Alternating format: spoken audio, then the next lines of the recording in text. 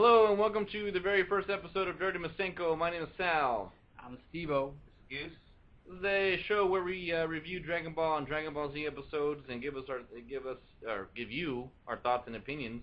Today we are reviewing episode 1 of Dragon Ball Z, which the quick summary is it takes place 5 years after the 23rd World Martial Arts Tournament. Goku goes to Master Roshi's to meet up with the old gang, yada yada yada. We find out Goku has a son named Gohan, which is named after Goku's grandfather, Earth's grandfather. And we are introduced to the new evil character, Raditz, who turns out to be Goku's brother from the planet Vegeta. So let's get into it. What are your thoughts, Goose? To say that Raditz is evil, I don't think he's evil. I'm just saying he's probably a little pissed off. I mean, you have to understand that in this episode, you basically get introduced that Goku was sent to Earth for a purpose, right? So let's say you were sending someone to do a job and they completely slacked off. And I can understand where Raditz is coming from. To say that he's evil, I wouldn't say. I pretty much say that he's kind of ticked off about it. Well, I mean, like. I don't know. I think he is evil. I mean, what did Krillin call them? Like space pirates? They go to different planets and they kill him. I'm pretty sure he's evil. Make a living, you know. You gotta make a living. What do you think, Steve-O? That's pretty lame. No, this is. I'm thinking in the context of the whole series. This is just. He is the evil guy, no doubt about it. He's just really, they don't give in too much about. If you watch the series, in the end, this is actually orders from Frieza to go take care of a planet. Spoiler alert! Hey, this.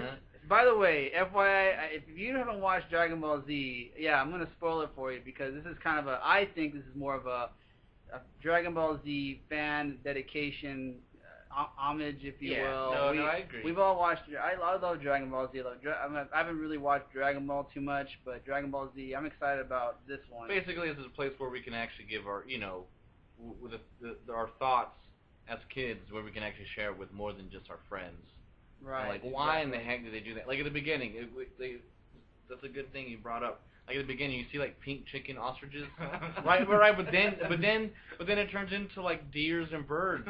Like, it's like what kind of species do they have? Right. Anyway, but I like Raditz, and I thought when the first time I saw it, I thought it was really cool that as far as like the what's known as a scouter, but the power level reader. Scanner. Yeah, and it's really. Dude, I hope I have a power level greater than 5. Farmers like out of bed is like, oh man, what's the farmer scan me. I'll probably get like a 15. Yeah. And what's with the farmer? I mean, isn't this based in Japan? So like you have I think we talked about it. A Japanese hick there. I'm gonna get my pea shooter. Goose is not racist. That's why. But if he sees a Japanese person, he will give you a weird look. Yeah. But it was actually it was very informative. But I mean, then again, I did watch Dragon Ball Z before I started watching Dragon Ball. But I mean, if you did start watching Dragon Ball, I would think I wonder where Goku came from, and it's actually really explained to it this time. Yeah. And the fact that he came from space, from the planet Vegeta. But that's how Reddit says it. Reddit, that's how Reddit says it, like it's a cheese or something. What was I saying? What was I saying? I forgot. No, but like you finally learn the origin of him and why he's so like super strong, and why like people on Earth don't stand a chance against him whenever they're fighting. But we kind of already had an idea, even in Dragon Ball, that Goku wasn't from here. I mean, the kid had a tail. Right, but even Dragon Ball, you had Pilaf, and you had talking dogs and dinosaurs. I mean, there were animals and people were. Right, but what was Pilaf? Exactly. That's what I'm saying. Like, you really didn't know. You know what I mean? And what was I can't think of Yamcha's pet. Pyar. Yeah, Pyar. It was a flying cat. Like, what else is that? You know what I mean? So it's like it wasn't. I don't think it would be a safe assumption to know he was an alien. You know what I mean? He just had a tail. Yeah, it was very fun and innocent. And you'll notice, going from Dragon Ball to Dragon Ball Z, it gets more intense. You know, even Oh, the yeah. in the beginning of this episode, Arrival, dun dun, like it just gets so like dark. I mean, dark in the sense of that show. You know, just it's from the happy cartoonish thing to like, okay, now there's some serious stuff going down. Serious ass kicking. Yeah, about to yeah. happen. And that's what I honestly do like about this episode is that it kept the mystery. You know, when Raditz first comes out, you know, he says, you know, where's Kakarot? You know, Kakarot, you failed. You know, the first time I saw that episode, it's like, okay, well, who the heck is Kakarot? Is this a new character? Yeah. You know, so it kind of keeps it alive. Definitely at the end, you learn that Kakarot is Goku, or Goku's Kakarot, whatever. Yeah, I'm definitely excited to see the rest of you know, Dragon Ball Z and Z series again. So basically, you know, Goku was sent from the planet Vegeta to wipe out Earth, you know.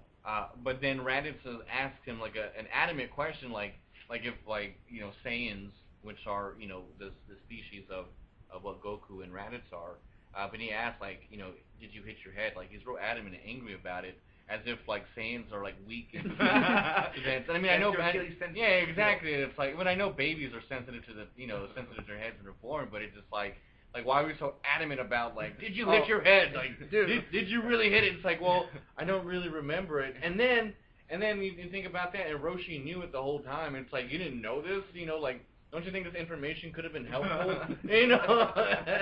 well. Now, you know what's funny though? I thought, man, because I was son, and I'm not saying I would do this, but you know, if he goes from like this really brat child, like wanting to destroy everything around you, to like hit your head, and all of a sudden he's a good baby, and all of a sudden you wouldn't complain. I mean, you know, but I guess I'd have to throw him down a waterfall, because apparently, you know, he saw that scene where Goku just like falls down, like, you know, like, yeah, it was real careless. Like, how do you let him fall down that far? Gohan is just a negligent grandpa. I didn't want a baby. I just picked him up. I take care of him for a little bit. Okay, yeah, I don't know. That was to me, that was kind of like, really, like, oh, you have a kid taking care of a kid, you know, taking care of another kid. I mean, what do you expect? I mean, that's honestly what Goku was. I mean, he's a giant kid, and that's who he is at heart. You know, that's what we fall in love with. You know, the fact that he has that kind of innocence, and he grows throughout the series, definitely. But I love that you know, when they introduced him to Dragon Ball Z, that they kept true to his nature, as he was in Dragon Ball.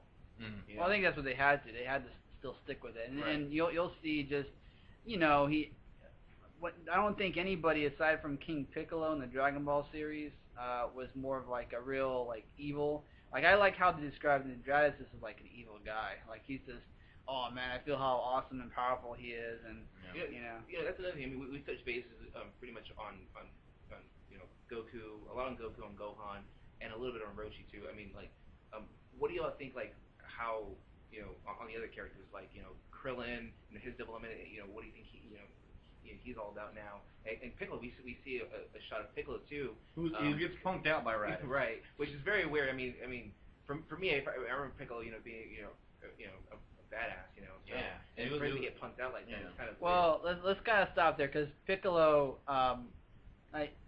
you know, there's actually two versions. I don't know if everyone knows this, but there's kind of different versions of Dragon Ball Z. Early on, from like here to the parts of the Frieza saga, there's actually different actors. It's kind of a different format, and you can tell the difference. Oh yeah, he gets real douchey, and yeah, like, he gets more like smart fighter.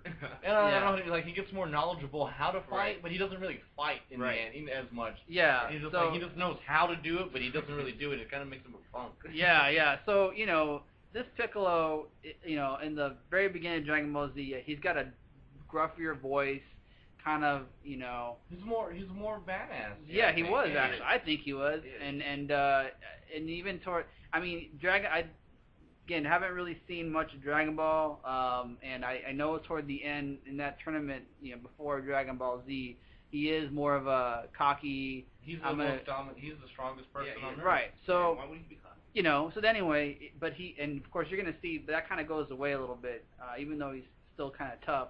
It goes away when he starts to see or feel Raditz and like, oh my god. He punked out. I mean, it was an epic. I mean, he shot one blast, and he thought he did a quick little smirk like that's gonna do the job. He's out for the count, you know. No, I gotta step in. No, he didn't because he all of a sudden, oh, and he does that. You know, they do that. No, but initially that's why he threw it out, thinking that it would be enough. Yeah, and then next thing you know, like, I didn't like the reaction though. But no, I take that back because he sensed it. And if Piccolo is a smart person, you know what I mean? Like he sensed it. He's like, oh, I've never felt nothing like this. It's not Goku because obviously it's stronger. Right. You know, so he just did a blast and saw what happened. I He think did. it was most sizing him up. He did that. Whenever they get freaked out by a super powerful guy, and Krillin does it a lot, we'll see it. Like he does it for like 5 minutes, bro. They did a really good close up of him, and he looked like he just like a vinegar face, yeah. But I guess last question, like the big difference between Goku as a kid and Gohan as a kid, like major difference. Well, yeah, I mean obviously there's a major difference, but like why do you think they had that portrayed in the show? Like, why do you think he's such a punk? Because he is. Yeah, I mean, and we'll see in later episodes. Not to give anything away, but you know. Because of Goku's upbringing. I mean, he was brought up by a martial arts master. Where in this sequence here, you have Gohan being brought up by a martial arts master and a woman. So definitely, you know, I'm sorry, but you have now two. You have the woman's touch. Yeah, exactly. Okay. Exactly. I got you. And definitely the mom is a babyum, and obviously, you know, Goku I think obviously does abandon a little bit Gohan. You know, leaves him with his mom a little too much, and that rubs off on Gohan. You know. Yeah. I think You're such a bully. I think Put me down, you bully. But I guess so that was the last question. But I mean, I guess we'll wrap it up right here, guys. But I guess we'll leave it off on finding out that Yamcha is no longer a fighter, but he is playing professional baseball. Yeah. So that leaves me with the question of the day. If you can think of a team that Yamcha could play for, what would the name be? Y'all have any ideas of any names? Dude, Bulma broke up with him, so he's got to be like some minor league baseball team or something. Like he doesn't want to be Bad News Bears. Bad News Bears, whatever. Anyway, well, let us know what you think, guys, in the comment section below. Don't forget to like and subscribe, and favorite and share this, and hopefully you like it, and hopefully we get better with time. This is Dirty Masenko, Sal, Steve-O, and Goose. We'll see you on the next episode, guys.